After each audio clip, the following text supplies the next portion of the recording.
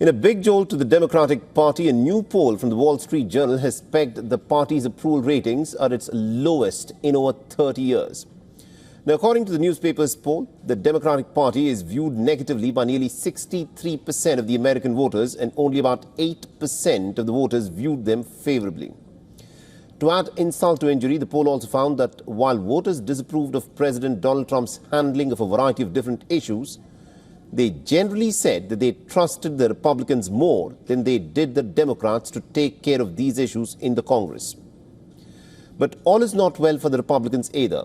A separate poll by Gallup has put President Trump's approval ratings at just 37%, the lowest in his second term so far. And this marks a sharp 10% drop from the 47% approval rating at the beginning of his term just 6 months ago. The biggest hit to Trump's approval rating has come from independents who supported his presidential bid in 2024. And according to the Gallup poll, only about 29% of the independent voters have said that they approved of Trump's job performance, a sharp decline of 17% from the start of his second term. The 29% approval rating amongst the independent voters is the lowest that Gallup has tracked in either of his two terms. The two polls are a potential warning sign for both the Republicans and the Democrats, and they reflect that the American voters are in a flux, unable to make up their minds. With the 2026 midterms just about a year away, the Democrats are hoping to win back control of the House and the Senate. But as the polls show, this is going to be a very big Herculean task. All right, now joining us in the broadcast, we've got Mr. Garland Nixon, who's a political analyst and also a radio show host, who's joining us live from Maryland in the United States. Mr. Nixon, thank you very much for joining us here on WION. Now, this particular poll by the Wall Street Journal is very concerning for all Democrat leaders and for their followers, because what it clearly highlights is that even though Donald Trump has been the president for the last 6 months, people in the United States of America don't seem to trust the Democrats in the manner that they hope that they would have had their support. What do you think is going wrong with the Democrats? Well, I think what we're looking at, too, is the issue is a systemic discomfort from the American people. Traditionally, when the polls go down for the Democrats or a Democratic leader, that it'll go up for the Republicans and vice versa, particularly when it comes to the independents. But what we're seeing now is that the support for both parties, support for the people of both parties are at the same time decreasing. I think that shows that the people here are very unhappy. I believe that the American people some voted for Trump, but a lot of them voted against the Democrats, and a lot of supporters of the Democratic Party stayed home, and Donald Trump won because people wanted something different.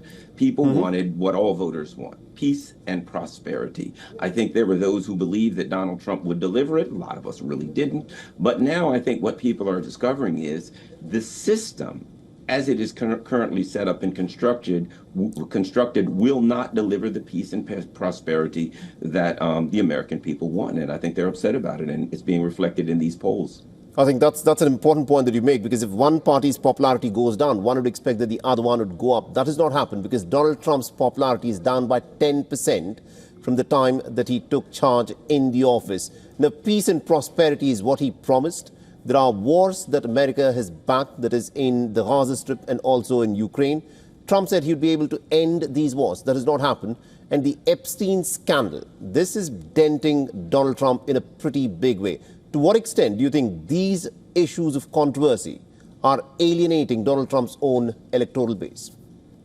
Well, I think it's not just the issues, it's what the issues imply. I'll start here really quick. The Democrats are trying to go after Trump for the Epstein files, saying he's he's in there, and that's why he's not releasing the Epstein files. Well, that hasn't helped the Democratic Party at all, because people are saying, well, you were in office for 4 years and it never dawned on you to release the files. So they're not getting any a bump in the polls over the Epstein files. But he made a promise to the people.